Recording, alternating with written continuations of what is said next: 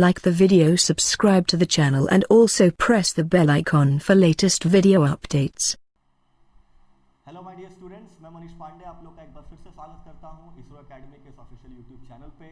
आज का टॉपिक जैसा कि आपको क्लियर हो चुका होगा कि वर्ब्स के बारे में है and this is the new topic that we are going to begin with. इसके पहले मैंने एडजेक्टिव्स खत्म किया है एंड आप लोग अगर एडजेक्टिव्स को नहीं देखे हैं तो please go and watch that video. उससे रिलेटेड मैं हर बार फ्राइडे और ट्यूसडे को क्विज लेकर के आता हूँ इसरो एकेडमी के ऑफिशियल चैनल पे टेलीग्राम पे, और उसका लिंक वीडियो के डिस्क्रिप्शन में, हर एक वीडियो के डिस्क्रिप्शन में दिया रहता है। Please go and join that discussion group और वहाँ पे आपको बहुत फ़ायदा होने वाला है। तो आज के वीडियो के बारे में बात करते हैं कि आज का टॉपिक है वर्ब्स। सी, वर्ब्स को सिंप्लीफाई कर देते हैं पहले कि वर्ब्स में हमें पढ़ना क्या है। वर्ब्स की इंपॉर्टेंस जितने भी एग्जामिनेशन में इंग्लिश पूछी जाती है हर जगह पर है।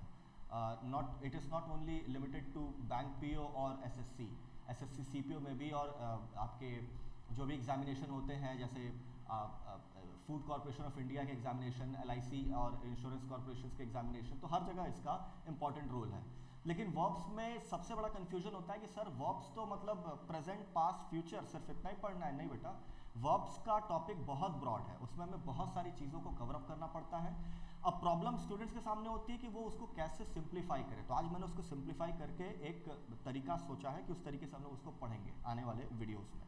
तो देखते हैं स्लाइड में कि क्या तरीका है, किस तरीके से हम लोग पढ़ेंगे। Next slide please. देखिए लिखा है आपके स्क्रीन पे verbs, what to study in verbs. हमें वर्ब्स में पढ़ना क्या है actually. Phrasal verbs, confusing verbs, verb forms and their use, advance verbs, infinitives, participles and journals. तो इतनी सारी चीजें हमें कवर अप करनी है पूरे हर एक वीडियो में। मैं अलग अलग लेक्चर्स लेकर के आऊंगा। आज का टॉपिक जो कि सबसे ऊपर है वो लिखा है फ्रेजल वर्ब्स, तो आज हम लोग फ्रेजल वर्ब्स को ही पढ़ेंगे। लेकिन मैं एक आइडिया दे देता हूँ कि क्या क्या और पढ़ना है हमें। कंफ्यूजिंग वर्ब्स वो होते हैं जो दो शब्द एक दूसरे से काफी ज्यादा मिलते जुलते हैं लेकिन उनमें उनके बीच में डिफ्रेंशिएट कर पाना थोड़ा सा मुश्किल हो जाता है। फॉर एग्जाम्पल, कल जो बच्चे क्विज में पार्ट लिए थे उन बच्चों के लिए, जो बच्चे नहीं हैं मैं बता रहा हूँ टेलीग्राम चैनल में फिर से जुड़ जाइए। तो SALE और SELL, ठीक, ये दो शब्द हैं, दोनों सुनने में एक जैसे लग रहा है लेकिन स्पेलिंग में डिफरेंस है, मीनिंग में भी डिफरेंस है। तो अब इन दोनों शब्द को अगर मैं एक दूसरे को रिप्लेस करने के तरीके पर इस्तेमाल करूँ तो फिर ये प्रॉब्लम दे देता है एग्जामिनेशन में कभी कभी। ठीक, क्लोज टेस्ट में ज़्यादातर इसका यूटिलाइजेशन होता है, इसीलिए हम लोग कंफ्यूजिंग वर्ब्स को पढ़ेंगे कमिंग लेक्चर्स में।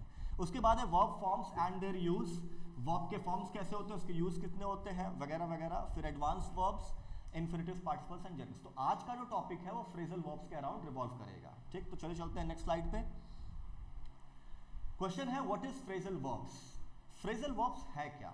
अब फ्रेजल वर्ब्स को जानते हैं, समझते हैं कि कैसे हम लोग उसको डिफरेंशिएट कर सकते हैं एक नॉर्मल वर्ब में और एक फ्रेजल वर्ब में। सिंपल भाषा में अगर मैं समझाऊं तो फ्रेज एक ऐसा सेंटेंस होता है जिसको बोल करके एक बड़ी इंफॉर्मेशन आप प्रदान कर सकते हो। फॉर एग्जाम्पल, अगर मैं बोलूं कि कौन बैटिंग कर रहा है तो सिंपल एक आंसर आ जाएगा विराट कोहली, राइट। अगर विराट कोहली बोलकर ही आंसर को पूरा किया गया। दूसरा तरीका क्या है, मैं कहूं कौन बैटिंग कर रहा है तो कह रहा विराट कोहली बैटिंग कर रहा है, ऐसा तो पूरा कोई आंसर देता नहीं है। तो पूरा सेंटेंस ना बोल करके मैंने एक सेंटेंस बोला, मतलब एक छोटा सा वर्ड बोल दिया जिससे कि उस पूरे सेंटेंस को आंसर मिल गया। ऐसे शब्दों को हम लोग फ्रेजल वर्ब्स, फ्रेज कहते हैं। अभी हमें पढ़ना क्या है, फ्रेजल वर्ब्स। तो ऐसे वर्ब्स जो नॉर्मल वर्ब से डिफरेंट होकर के कुछ और मीनिंग देते हैं तो उनको हम लोग जानेंगे। ठीक है, देखिए एक सेंटेंस लिख रहा हूं, I am going to school.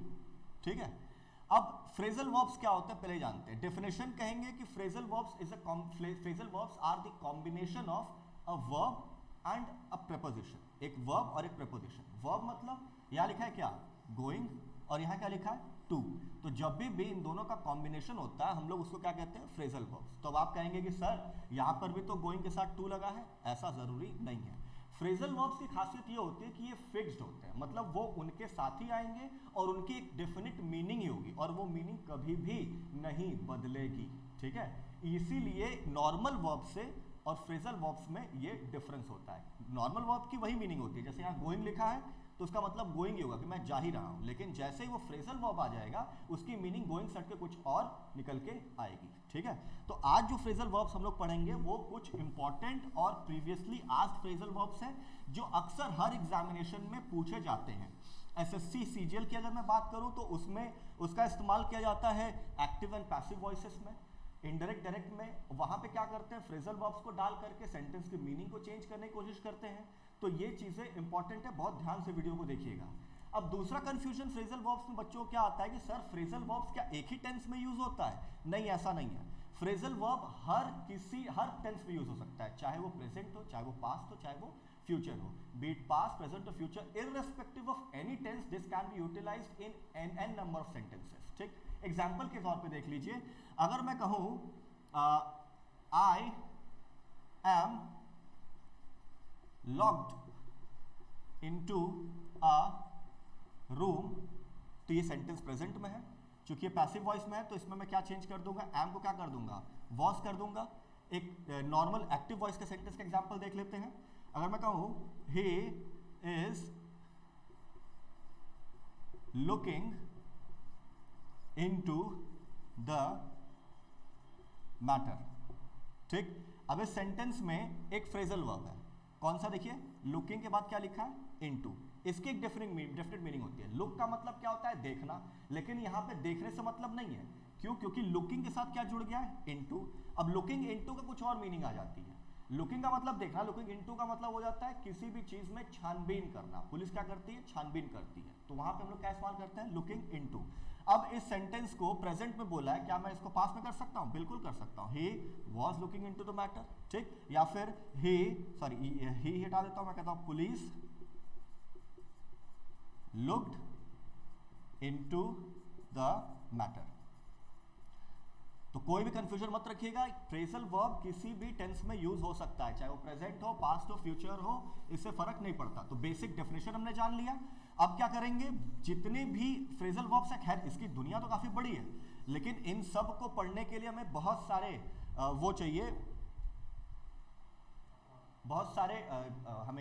हमें वीडियो चाहिए। लेकिन आज मैंने क्या किया कि उसको डिफरेंट पार्ट्स में बांट दिया है। इंपॉर्टेंट वंस को ही पढ़ेंगे, सारे को पढ़ के कोई फायदा नहीं है। ठीक है, चलिए नेक्स्ट स्लाइड पे चलते हैं। देखिए कौन कौन से इंपॉर्टेंट वन है। पहला जो शुरू कर रहा हूं वो है वॉक से।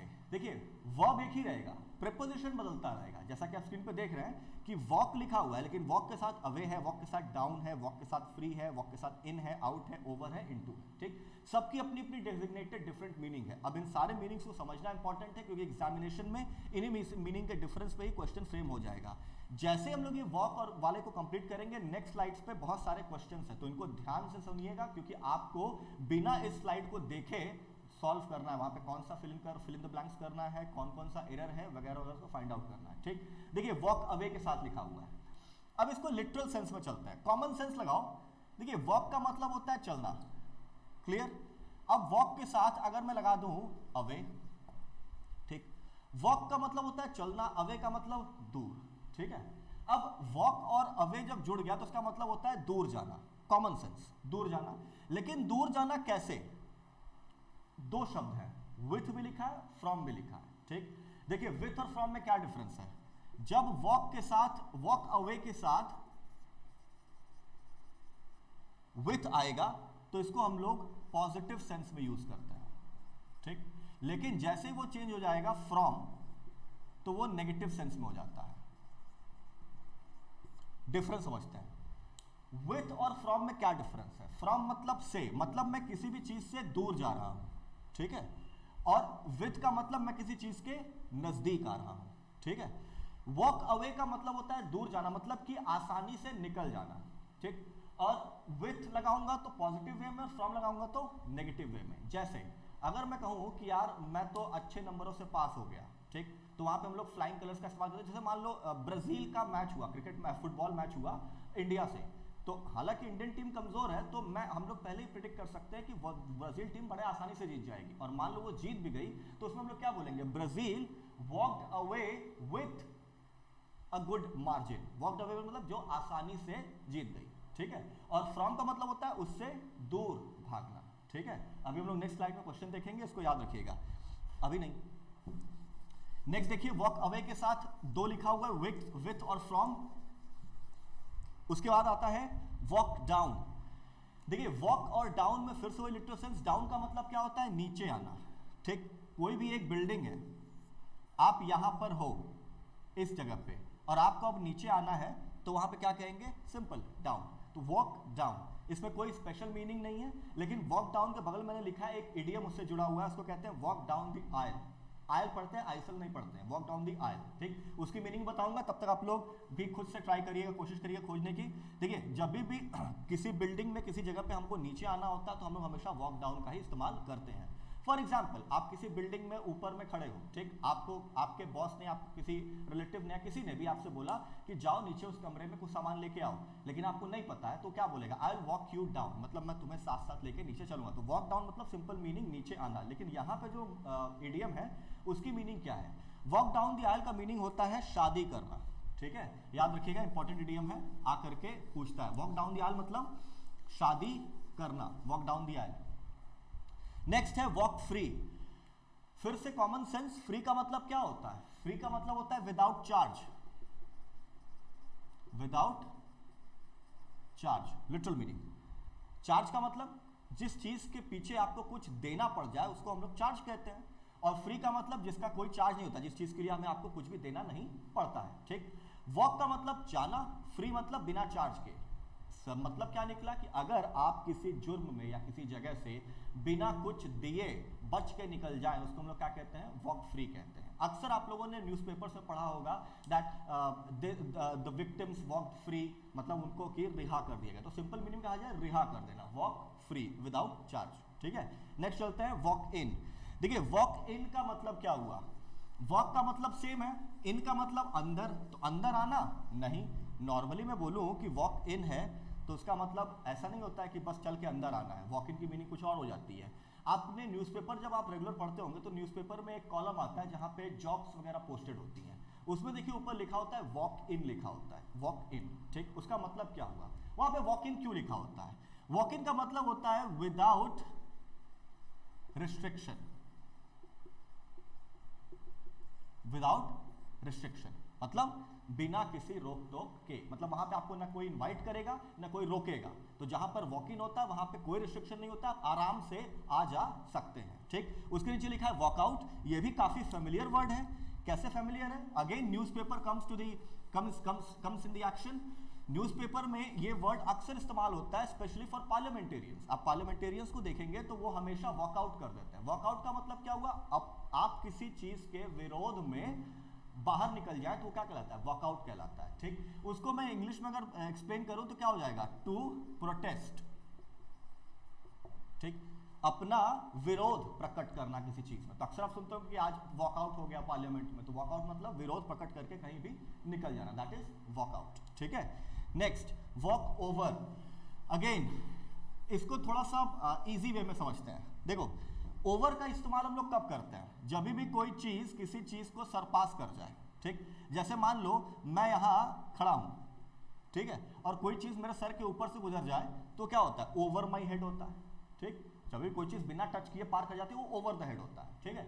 अब इस ओवर का मतलब क्या हुआ कि आप किसी भी जगह में बड़े आसानी से उस चीज को बिना छुए निकल जाए, उसको क्या कहलाएंगे, walk over. Cricket, football, badminton, hockey, हर जगह इस शब्द का प्रयोग होता है, स्पोर्ट्स से जुड़ा हुआ शब्द है। मतलब क्या हुआ कि ये दोनों ओपोनेंट के बीच में कोई मैच ही नहीं हुआ या फिर कोई कंपटीशन ही नहीं हुआ और ये ओपोनेंट जीत गया बिना लड़े। तो सिंपल मीनिंग में क्या हुआ कि जब कहीं पर भी आप बिना लड़े जीत के निकल जाते हैं, that is known as walk over, ठीक है। देखते हो ना कि दो टीम्स के बीच में मैच होना है लेकिन एक टीम नहीं आई तो एक टीम को वॉक ओवर मिल जाता है। वॉक ओवर मतलब वो आराम से जीत करके आगे चली गई, ठीक है। उसको हम लोग क्या कहेंगे, वॉक ओवर, ठीक है।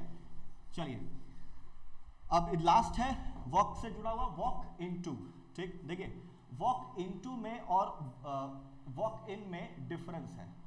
वॉक इनटू का मतलब क्या होता है, इसकी दो मीनिंग होती है। वॉक इनटू इसकी सिंपल मीनिंग होती है किसी भी जगह में घुसना, ठीक है, किसी भी जगह पे घुसना।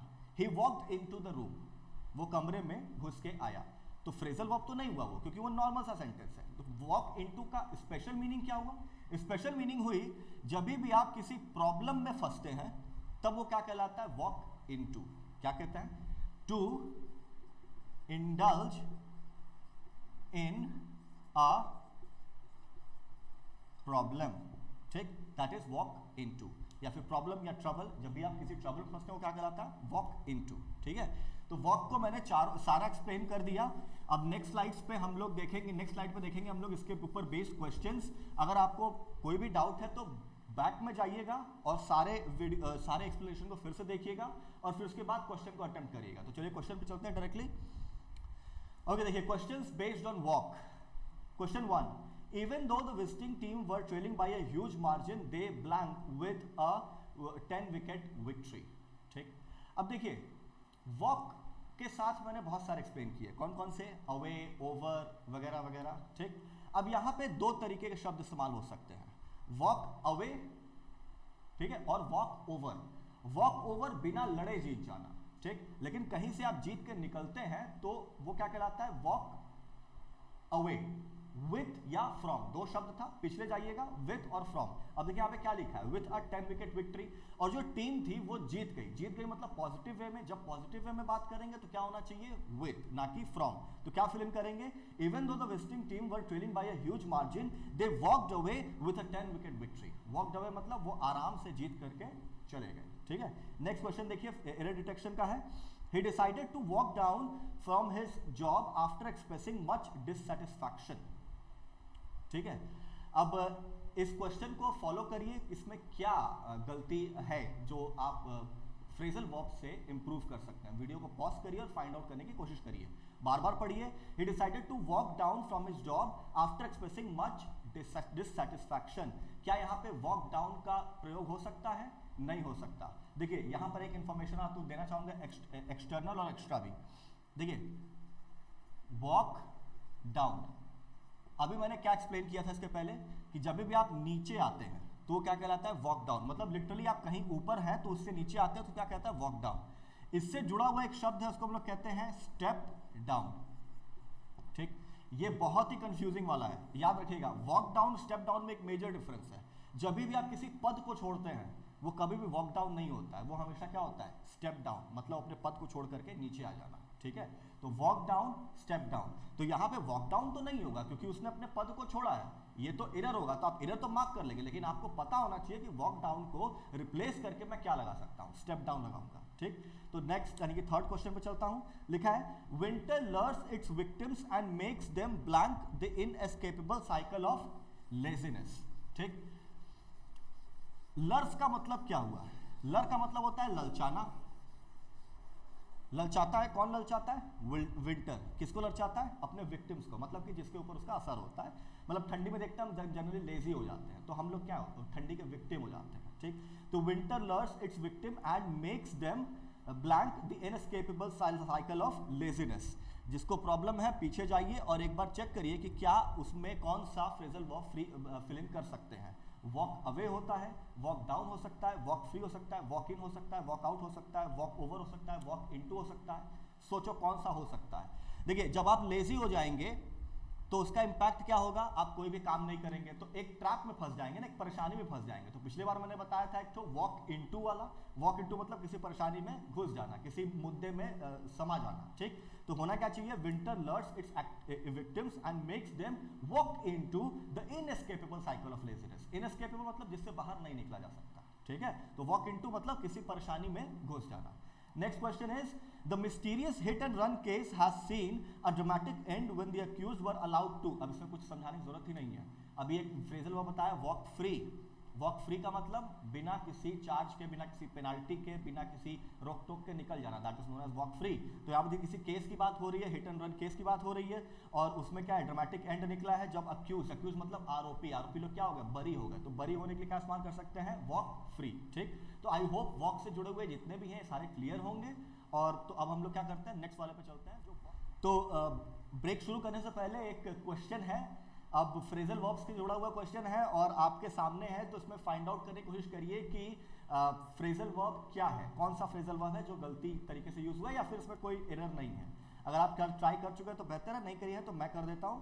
लिखा है, after the revolt of 1857 many regional yet impactful rebellions broke of. ठीक, फ्रेजल वर्ब का टॉपिक पढ़ रहा है, कहाँ है फ्रेजल वर्ब, एकदम एंड में लिखा है, ब्रोक ऑफ। ठीक, ब्रेक के साथ बहुत सारे शब्द इस्तेमाल होते हैं। क्वेश्चन आपने देख लिया, अब क्या करता हूं मैं, एक्सप्लेन करता हूं सारे ब्रेक से जुड़े हुए, उसके बाद आप वापस आएंगे इस क्वेश्चन पे, फिर से आप इसको ट्राई करिएगा, हो सके तो इसका स्क्रीनशॉट ले लो, बाद में ट्राई कर लेना, ठीक है। चलिए ब्रेक पे चलते हैं। ओके देखिए, ब्रेक से जुड़े हुए कितने फ्रेजल वर्ब्स हैं। ब्रेक के साथ ऑफ है, इन है, इनटू है, आउट है, डाउन है, अप है, सबको पढ़ेंगे सीक्वेंशली, जुड़े रहिएगा वीडियो के अंत तक। देखिए पहला वाला शुरू करते हैं, ऑफ, OFF, ठीक। खाली हमें प्रेपोजिशन की अगर मीनिंग क्लियर होगी ना डियर, तो हम लोग कोई भी फ्रेजल वर्ब छूटेगा नहीं। ऑफ का मतलब क्या होता है, सेपरेट हो जाना, टूट जाना, ठीक। कोई भी चीज अगर सेपरेट हो जाती है तो वहां पे हम लोग OFF का यूज करते हैं। ब्रेक का मतलब टूटना और टूट करके अलग हो जाना, ठीक। अब देखो समझो, ब्रेक का मतलब सिंपल होता है कि कोई भी चीज टूट गई। टूटना दो तरीके से होता है, एक फिजिकली होता है और एक मेंटली भी हो सकता है, इमोशनली भी हो सकता है, ठीक है। अब जब भी कोई भी व्यक्ति बात करते करते चुप हो जाए तो वो भी तो टूट गया, उसके लय में, लय भी तो उसका टूट गया, वो बात करते करते अचानक से चुप हो गया, बोलना बंद कर दिया, तो वो क्या कहलाता है, ब्रेक ऑफ कहलाता है, ठीक। ब्रेक ऑफ क्यों, बात करते करते चुप हो जाना, ठीक है। तो ब्रेक ऑफ, टूट जाना, OFF। अब ब्रेक ऑफ से जुड़ा हुआ जो कंफ्यूजिंग वाला है वो कौन सा है, उसको उठाते हैं। नीचे लिखा हुआ है ब्रेक डाउन, देखिए ब्रेक डाउन और ब्रेक ऑफ, ठीक। ये दोनों अक्सर कंफ्यूज करते हैं। जब भी कोई व्यक्ति बात करते करते रुक जाए तो वो क्या कहलाता है, ब्रेक ऑफ कहलाता है। ब्रेक डाउन का मतलब क्या होता है, इसको दो तरीके समझते हैं। देखिए पहला इमोशनली, ठीक, और दूसरा फिजिकली, ठीक है। इमोशनली और फिजिकली, फिजिकली का मतलब हुआ कोई भी मशीन, कोई भी वस्तु अगर काम करते करते काम करना बंद कर दे तो उसको हम लोग क्या कहते हैं, ब्रेक डाउन कहते हैं, ठीक है। हम लोग आपने सुना होगा सर फैक्ट्री में ब्रेक डाउन आ गया। ब्रेक डाउन मतलब वो मशीनें काम करते करते बंद कर दी। तो स्पेशली किसके लिए, मशीन्स के लिए या इंस्ट्रूमेंट्स के लिए या किसी भी फिजिकल चीज के लिए हम लोग इस्तेमाल करते हैं क्या, ब्रेक डाउन। अगर इजीली मैं ब्रेक का इस्तेमाल करूं तो ब्रेक का मतलब टूट जाना, ठीक। जैसे ये मार्कर है, मैं इसको ऐसे तोड़ दूं तो क्या हो जाएगा, ब्रेक हो जाएगा, सिर्फ फिजिकली टूट जाएगा। लेकिन जब मशीनरी वगैरह की बात होती है तो हम लोग वहां पे क्या इस्तेमाल करते हैं, जब वो फिजिकली टूटेगी तो ब्रेक डाउन, ठीक है। अब बात करते हैं इमोशनली।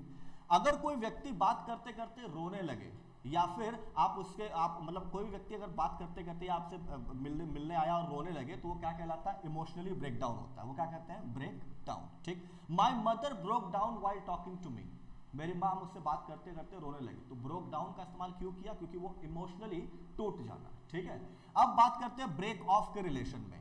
ब्रेक ऑफ का भी मैंने क्या बताया कि कोई भी चीज जब बात करते करते रुक जाए तो क्या कहलाता है, ब्रेक ऑफ। इसका मतलब सिर्फ और सिर्फ बात करने में नहीं होता है, कहीं पर भी दो रिलेशंस जब होते हैं, स्पेशली जहां पे पॉलिटिकल रिलेशंस होते हैं, जब वो सेपरेट हो जाते हैं वहां पर भी हम लोग ब्रेक ऑफ का इस्तेमाल करते हैं। फॉर एग्जांपल, दो कंट्रीज के बीच में रिलेशंस बहुत अच्छे हैं लेकिन उनके बीच में जब रिलेशन खराब हो जाएगा तो वो क्या कहलाएगा, ब्रेक ऑफ कहलाएगा, ठीक है। अब तीसरा उठाता हूं जो इससे जुड़ा हुआ और कंफ्यूजन पैदा कर सकता है उसको। आजकल एक बहुत ही कॉमन शब्द है break up.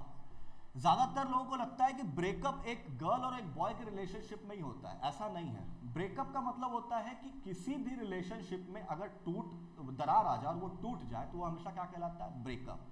Irrespective of a girl, irrespective of a relationship between a girl and a boy, ठीक। अब जैसे कोई अपने पेरेंट्स से अलग हो जाए तो उसको भी हम लोग ब्रेकअप ही कहते हैं कि वो अपने पेरेंट्स से अलग हो गया, तो वो भी ब्रेकअप ही कहलाएगा। क्यों, क्योंकि वहां रिलेशन टूटा। याद रखिएगा, ब्रेकअप रिलेशंस के लिए इस्तेमाल होता है,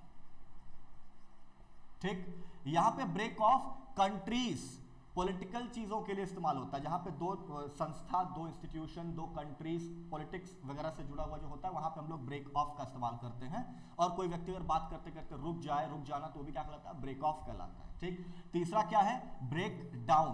ब्रेक डाउन में दो बताया, एक इमोशनली और एक फिजिकली। फिजिकली मतलब कोई भी मशीनरी, इक्विपमेंट, वो सब चीज हो जाती है। तो किसी कार है, कार चलते चलते रुक गई तो मशीनरी है ना, तो मैकेनिकल चीज है, वो चलते चलते रुक जाएगी। फिजिकली तो क्या कहलाएगा, ब्रेक डाउन। तो while I was riding my car broke down, मैं कार चलाते चलाते मेरी कार रुक गई, मतलब काम करना बंद कर दी, तो क्या कहलाता है, ब्रेक डाउन, ठीक। लेकिन अगर इमोशनली होगा तो भी हम लोग ब्रेक डाउन का इस्तेमाल करते हैं। तो ये तीन हमेशा याद रखिएगा, तीनों के बीच में बहुत माइन्यूट सा डिफरेंस है और ये हमेशा एरर करवाता है।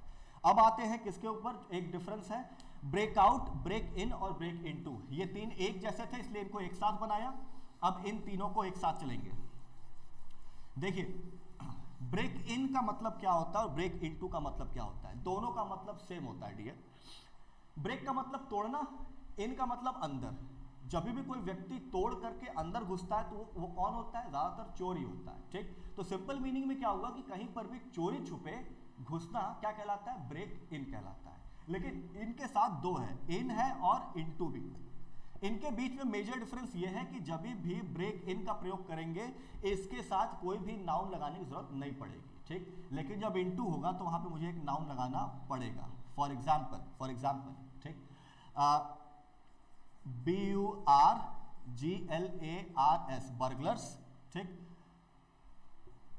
ब्रोक इन, ठीक, while I was away, ठीक है।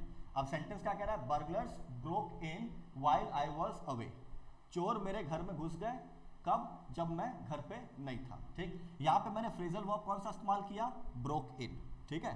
अब देखिए इन और इनटू में क्या डिफरेंस बताया कि इन के बाद कोई नाउन लगाने की जरूरत नहीं है, और लेकिन जैसे वो इनटू आएगा उसके बाद मुझे क्या लगाना पड़ेगा, एक नाउन लगाना पड़ेगा। तो अगर मैं मान लो इन को कर दूं क्या, इनटू, तो मुझे बताना पड़ेगा कि वो कहां घुसे। मैं वहां पे क्या लगा दूंगा, माई हाउस, ठीक, मुझे माई हाउस लिखना पड़ेगा। यही दोनों के बीच में मेजर डिफरेंस है, अदरवाइज मीनिंग में कोई डिफरेंस नहीं है, मीनिंग दोनों की सेम है। कहीं पर भी चोरी छुपे घुसना, that is known as break in और ब्रेक इनटू। ब्रेक मतलब तोड़ना, मतलब तोड़ करके घुसना, तो इन इनटू दोनों के लिए, ठीक। अब आता है ब्रेक आउट, ये बहुत ही इंपॉर्टेंट है, कई बार एसएससी सीजीएल और एसएससी सीएचएसएल में पूछा जा चुका है, इसके ऊपर बेस्ड कई सारे सवाल आ चुके हैं।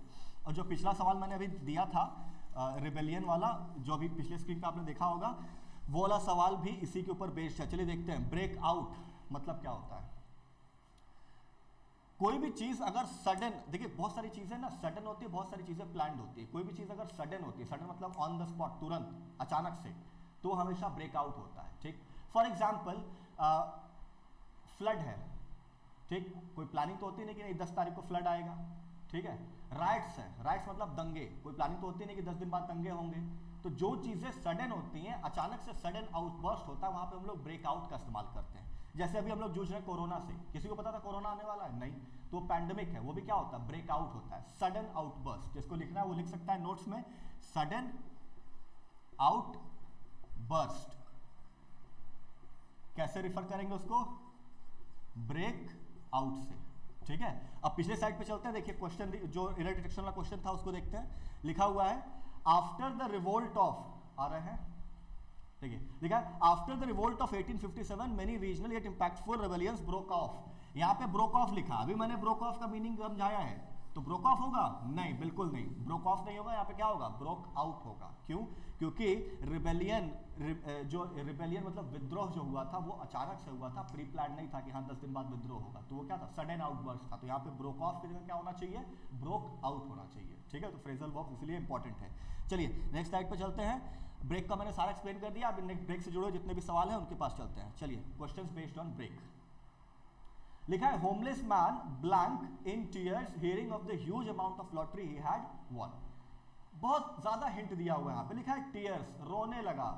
अब अचानक से उसको लॉटरी लग गई उसकी, तो लॉटरी लग गई, खुशी के आंसू रोने लगा। तो भैया रोने लगा मतलब टूट जाना, कैसे, इमोशनली। तो क्या बताया था, ब्रेक डाउन, दोनों मीनिंग होती है, तो होना क्या चाहिए, homeless man broke down in tears hearing of the huge amount of lottery he had won, ठीक है।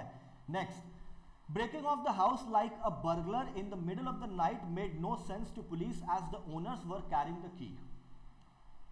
in breaking of the house लिखा हुआ है, ठीक है। यहाँ पे चोरी छुपे घुसने की बात हो रही है। अगर चोरी छुपे घुसने की बात होगी डियर, तो हम लोगों ने क्या डिसाइड किया था, ब्रेक इन ब्रेक इनटू दोनों होता है। ब्रेक इन का इस्तेमाल कब करते हैं, जब वहां पे कोई नाउन प्रेजेंट ना हो, और ब्रेक इनटू का जब वहां पे नाउन हो। तो यहाँ पे क्या लिखा है, ब्रेकिंग इनटू होना चाहिए, ना कि इन। तो breaking into the house like a burglar in the middle of the night, वगैरह वगैरह, ठीक है। नेक्स्ट क्वेश्चन में चलते हैं। Independence craving youth often end up breaking down with their parents. फिर से फ्रेजल वर्ब को फॉलो करिए। लिखा है ब्रेकिंग डाउन, ब्रेक से जुड़ा हुआ है, कौन सा इस्तेमाल होना चाहिए? ब्रेकअप होना चाहिए, क्योंकि जब भी रिलेशनशिप तोड़ते हैं तो क्या कहलाता है? ब्रेकअप होता है, ठीक है। तो ब्रेकिंग डाउन की जगह क्या होगा? Breaking up. तो इसकी मीनिंग क्या निकलेगी? जो बच्चे या जो यूथ जो बहुत ज़्यादा इंडिपेंडेंस के लिए जीते कि नहीं मैं इंडिपेंडेंट रहना चाहता हूँ, वो अक्सर एंड अप होते हैं किस चीज़ में? अपने पेरेंट्स से अलग होकर के, ठीक है। तो ब्रेक के ऊपर जितने भी इंपॉर्टेंट थे फ्रेजल वर्ब्स मैंने डिस्कस कर दिया। अब चलते हैं नेक्स्ट इंपॉर्टेंट फ्रेजल वर्ब्स पे, ठीक है। और ये आज का लास्ट फ्रेजल वर्ब होगा, इसके ऊपर बेस्ड क्वेश्चंस करेंगे, फिर उसके बाद नेक्स्ट सीरीज में फ्रेजल वर्ब्स का एक और वीडियो लेकर के आऊंगा, उसके बाद हम लोग आगे वर्ब्स को पढ़ेंगे। तो क्या कह रहा है? स्टैंड। जानते हैं स्टैंड का मतलब क्या होता है? सिंपल, खड़ा होना, ठीक है। देखिए बहुत इजी चीजें हैं, इजी तब हो जाएगी जब उसके कंसेप्ट को पकड़ेंगे। स्टैंड का मतलब खड़े होने से है, लेकिन उससे जुड़ा हुआ जितने भी प्रीपोजिशन है वो उसकी मीनिंग चेंज कर देते हैं। आउट है, बाई है, ऑफ है, अप है, ठीक। एक एक्सप्लेनेशन करता हूं आउट का, OUT, ठीक।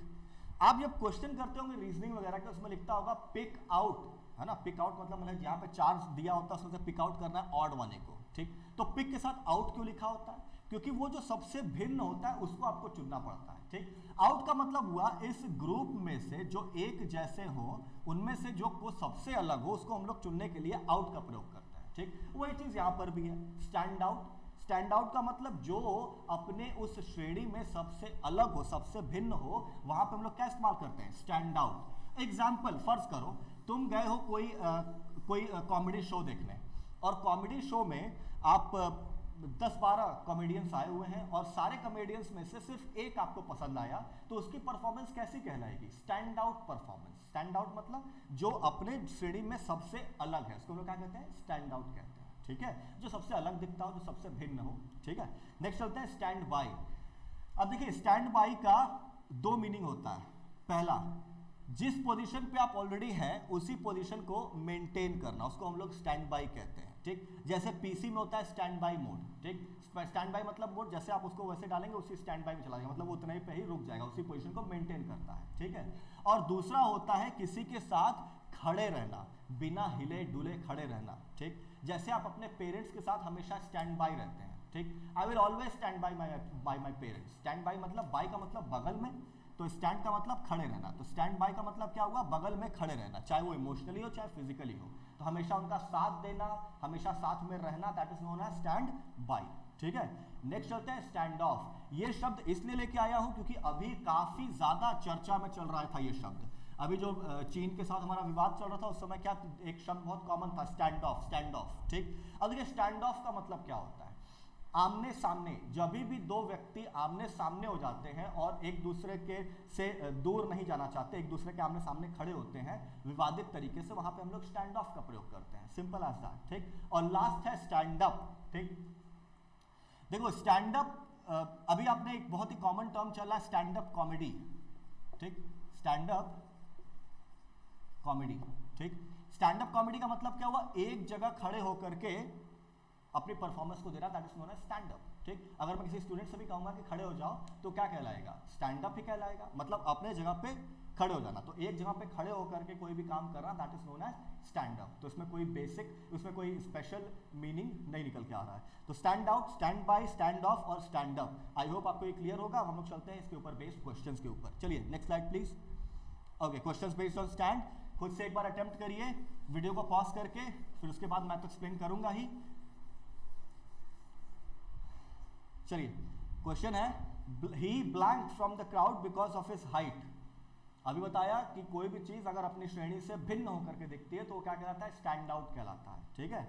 अब कोई व्यक्ति है जो क्राउड में, क्राउड मतलब भीड़ में, अपने हाइट की वजह से एकदम अलग दिख रहा था, ठीक। अब जैसे मैं ही हूं, मैं ही कहीं जाऊंगा तो मैं ही सबसे अलग दिखूंगा, दूर से दिख जाऊंगा, तो मैं क्या कहलाऊंगा? स्टैंड आउट, ठीक। अब ये सेंटेंस पास्ट में है तो क्या इस्तेमाल करेंगे? He stood out from the crowd because of his height, मतलब वो अपने हाइट की वजह से वो पूरे क्राउड में सबसे अलग दिखा, तो स्टैंड आउट होना चाहिए, ठीक। अब क्वेश्चन है, no matter what friends and family always stand up each other. Common sense, अभी मैंने समझा है, एक साथ खड़े होना मतलब किसी से दूर ना जाना, किसी साथ हमेशा उसके हाथ से कंधा मिला के चलना, that is known as stand by. तो होना क्या चाहिए? स्टैंड अप की जगह स्टैंड बाय। मतलब क्या है? कुछ भी हो जाए, no matter what friends and family always stand by each other. कुछ भी हो जाए, फ्रेंड्स और फैमिली हमेशा एक दूसरे के साथ खड़े रहते हैं, ठीक। तो स्टैंड अप को क्या कर देंगे? स्टैंड बाय कर देंगे। अब last but not least, B it Doklam और गालवान स्टैंड आउट। अगेन पढ़ते ही आंसर मिल गया।